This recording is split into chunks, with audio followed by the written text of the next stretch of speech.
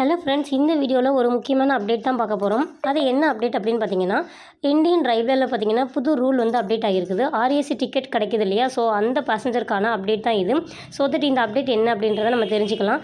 First RAC அப்படின்றது என்னென்னு பார்த்தீங்கன்னா, நம்ம இப்போ வந்து பெர்த் வந்து புக் பண்ணுவோம். பட் ஆனால் நமக்கு பெர்த்தில் வந்து கன்ஃபார்ம் பண்ண முடியாமல் நமக்கு சைடில் இருக்கு இல்லையா லோயர் பெர்த்து, ஸோ அதை வந்து சீட்டிங் மட்டுமே நமக்கு வந்து கொடுப்பாங்க, உட்காரதுக்கு மட்டும்.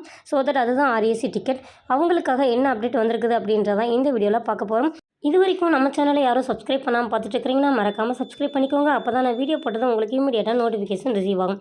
இப்போ வாங்க நம்ம வீடியோக்குள்ளே போகலாம்.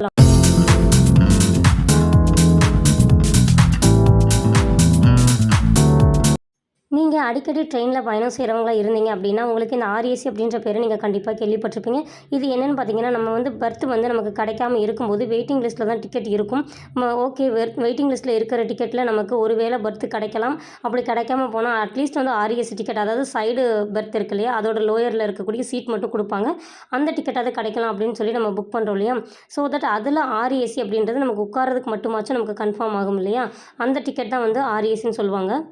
இதில் இப்போ புது அப்டேட் என்ன வந்திருக்கு அப்படின்றத பார்த்தீங்கன்னா, சமீபத்தில் பார்த்தீங்கன்னா ரயில்வே வாரியத்திலேருந்து அனைத்து மண்டல ரயில்வே மற்றும் ஐஆர்சிடிசி சிஎம்டிகளுக்கு பார்த்தீங்கன்னா ஒரு கடிதம் அனுப்பியிருக்காங்க. அதன்படி பார்த்தீங்கன்னா ஆர்ஏசி பயணிகளுக்கு தனித்தனி பெட்ரோல் வழங்கப்படும் அப்படின்னு சொல்லியிருக்காங்க. அதாவது பெட்ரோல்னால் அதில் இருக்கக்கூடிய பெட்ஷீட், போர்வை, டவல் இந்த மாதிரியான ஐட்டம்.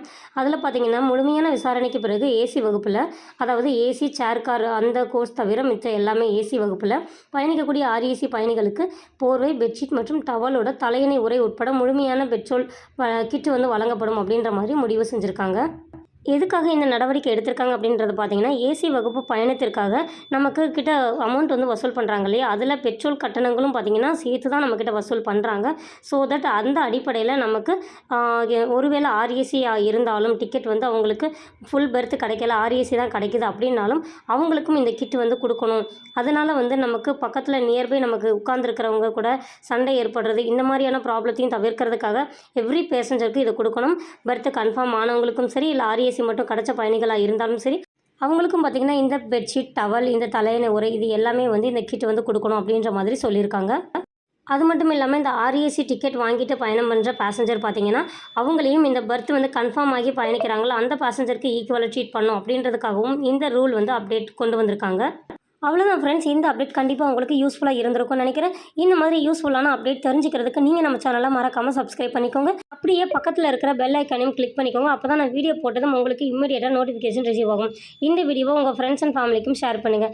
நெக்ஸ்ட் இன்னொரு யூஸ்ஃபுல்லான வீடியோஸில் பார்க்கலாம். அது வரைக்கும் பாய்.